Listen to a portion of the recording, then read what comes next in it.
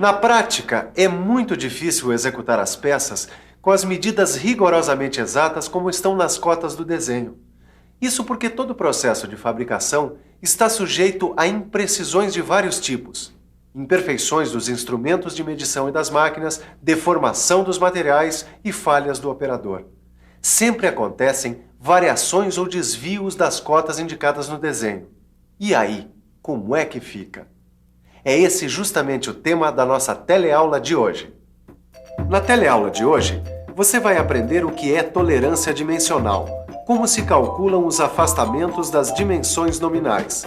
Vai conhecer também vários tipos de ajustes e o sistema que normaliza as tolerâncias e ajustes.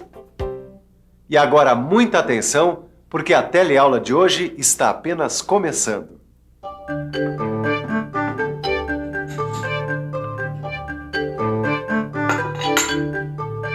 Ô Ananias, me explica uma coisa. Se uma peça dificilmente sai com as medidas exatas das cotas, como é que fica a precisão dessa peça? Realmente, é necessário que peças semelhantes, tomadas ao acaso, sejam intercambiáveis, isso é, possam ser substituídas sem a necessidade de reparos e ajustes. Além disso, as peças em geral não funcionam isoladamente. Elas trabalham associadas a outras peças. Ah, como nos conjuntos mecânicos? Exatamente. Como esse aqui, por exemplo. Num conjunto mecânico, as peças se ajustam, se encaixam umas nas outras de diferentes maneiras. Por isso que não dá para entender como uma peça pode sair fora de medida. Mas a prática tem demonstrado uma coisa. Dentro de certos limites, as medidas de uma peça podem variar para mais ou para menos, sem que isso prejudique a qualidade da peça. São desvios aceitáveis, por assim dizer. Mas como é que eu sei quando um desvio é aceitável ou não? São justamente esses desvios aceitáveis nas medidas das peças que caracterizam a tolerância dimensional. E as tolerâncias vêm indicadas nos desenhos técnicos por meio de valores e símbolos apropriados. E por isso você terá que saber identificar essa simbologia, isto é, as letras e os números utilizados para determinar as tolerâncias numa peça. Mas é bom saber uma coisa. As cotas que a gente coloca para indicar as dimensões de uma peça são chamadas de dimensões nominais.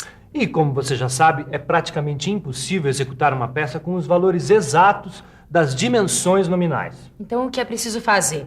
Procura-se determinar desvios das dimensões nominais, dentro das quais as peças possam funcionar corretamente. E esses desvios são chamados de afastamentos. Dá só uma olhada nesse desenho aqui.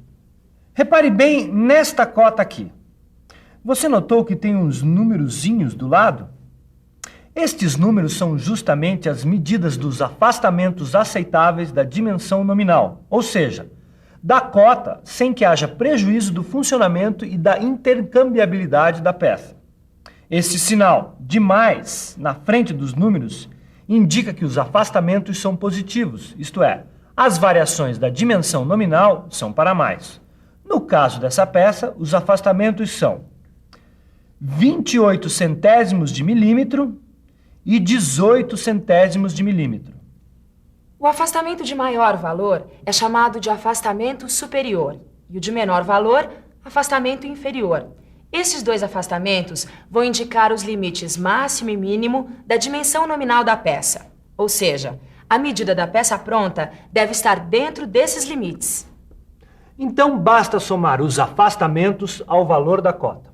Assim, somando o afastamento superior, que é 28 centésimos de milímetro, à dimensão nominal, que é 20 milímetros, obtemos a dimensão máxima, ou seja, a maior medida aceitável da cota, depois de executada a peça, que vai dar 20 milímetros e 28 centésimos de milímetro. E somando o afastamento inferior, que é 18 centésimos de milímetro, à dimensão nominal, vamos ter a dimensão mínima, isto é, a menor medida aceitável da cota depois de executada a peça. Vai dar 20 milímetros e 18 centésimos de milímetro, certo? Agora os valores 20,28 milímetros e 20,18 milímetros correspondem aos limites máximo e mínimo do diâmetro da peça. Isso quer dizer que, depois de executada, a peça pode ter qualquer valor dentro desses dois limites. E essa dimensão, encontrada depois de executada a peça, é chamada de dimensão efetiva ou real. Portanto, a dimensão efetiva deve estar obrigatoriamente dentro dos limites da dimensão máxima e da dimensão mínima.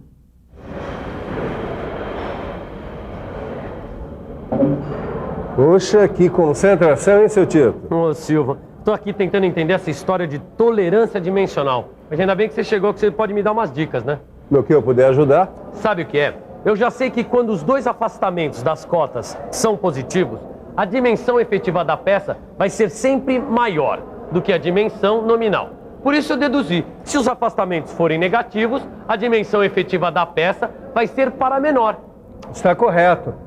E quando os afastamentos são negativos, os números ao lado da cota têm um sinal de menos, em vez de sinal de mais. Aí, em vez de somar, você tem que subtrair o afastamento da dimensão nominal. Pois é, isso eu também sei. Mas me diz uma coisa, pode haver um caso em que os dois afastamentos têm sentidos diferentes? Quer dizer, um deles é positivo e o outro é negativo? Claro. Quando os afastamentos têm sinais diferentes, o afastamento positivo vai sempre corresponder ao afastamento superior. É, e o afastamento negativo ao afastamento inferior. Viu como é claro? Tolerância numa peça é simplesmente a variação entre a dimensão máxima e a dimensão mínima. Então para saber qual é a tolerância, é só calcular a diferença entre a dimensão máxima e a dimensão mínima. É isso aí. Quer ver? Dá uma olhada. Imagine uma cota de 20 milímetros que tem um afastamento positivo superior de 28 centésimos de milímetro.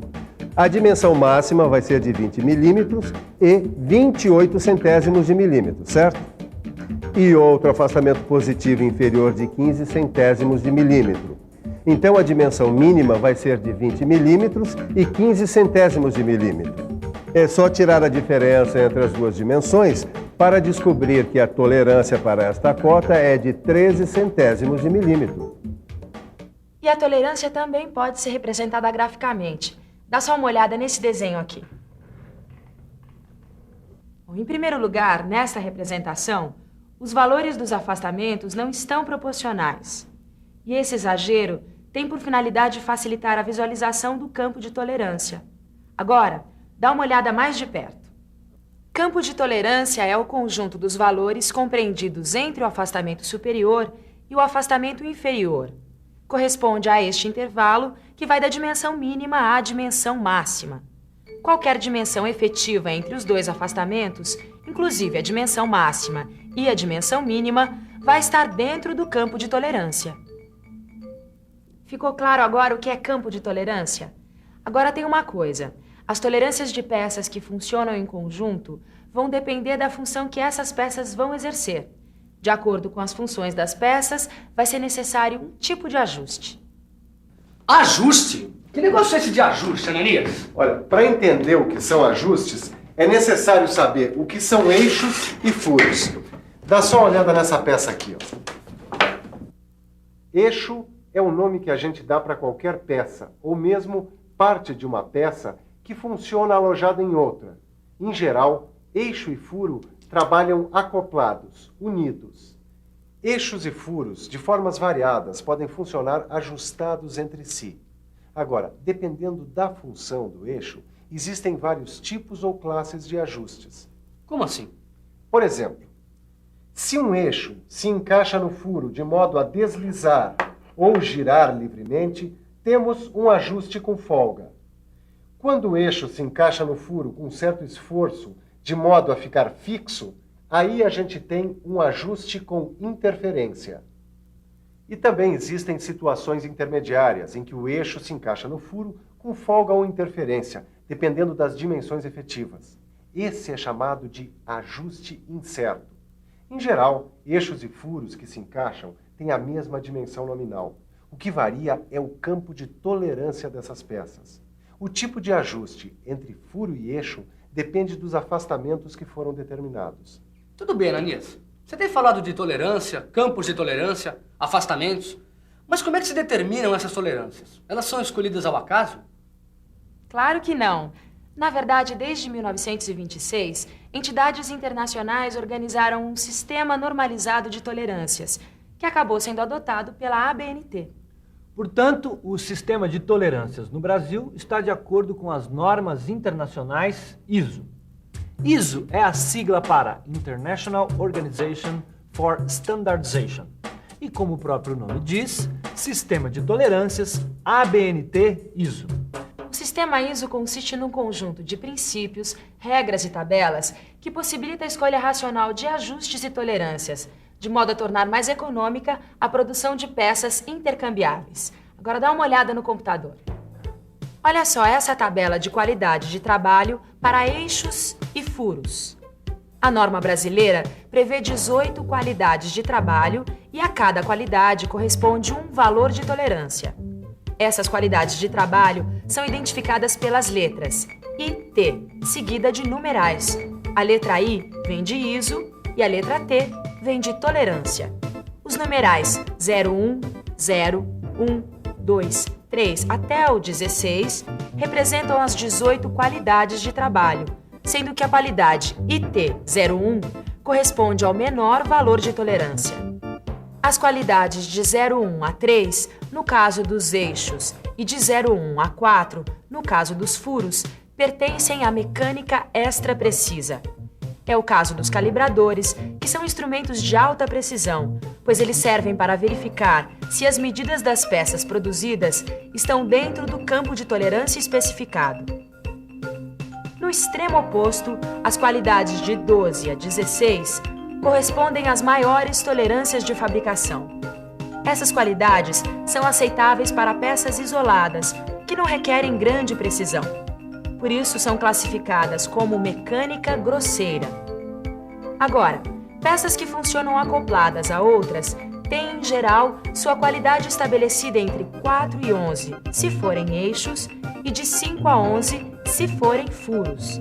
Essa faixa de qualidades de trabalho corresponde à mecânica corrente, também conhecida como mecânica de precisão. Puxa, o que mais me impressiona nesse assunto é a coisa da precisão. Tudo tem que ser milimétrico. Mais do que milimétrico. Na realidade, a unidade de medida adotada no sistema ISO ABNT é o micrometro. Micrometro? É isso aí. Micrometro, também conhecido por micron. Um micron equivale a milionésima parte de um metro. Quer dizer, você pega um metro e divide por 1 milhão de partes iguais, você vai ter 1 micron. Cada parte valerá 1 micron. Nossa, isso que é precisão. Como é que se escreve esse micron? Ele é representado pela letra grega mi, seguida da letra M minúscula. Um micron vale 1 milésimo de milímetro. Depois de tanta informação, que tal uma bela revisão? E atenção, se liga aí que é hora da revisão. Na teleaula de hoje, você aprendeu que é muito difícil executar as peças com todas as medidas rigorosamente exatas. Mas viu também que as medidas das peças podem variar dentro de certos limites. E que os limites dessa variação caracterizam a tolerância dimensional. Aprendeu que a cota no desenho técnico é também chamada de dimensão nominal. E viu que as variações ou desvios aceitáveis das medidas das dimensões nominais são chamadas de afastamento. Aprendeu também que eixos e furos podem ser ajustados de diferentes maneiras entre si, e que o tipo de ajuste entre um furo e um eixo depende dos afastamentos determinados. Além disso, você pôde constatar que as tolerâncias não são escolhidas ao acaso, mas segundo um sistema normalizado, conhecido como Sistemas de Tolerância e Ajustes ABNT ISO. Hoje você aprendeu muita coisa sobre tolerância dimensional, mas há muito mais sobre esse assunto para você aprender no seu livro de estudos.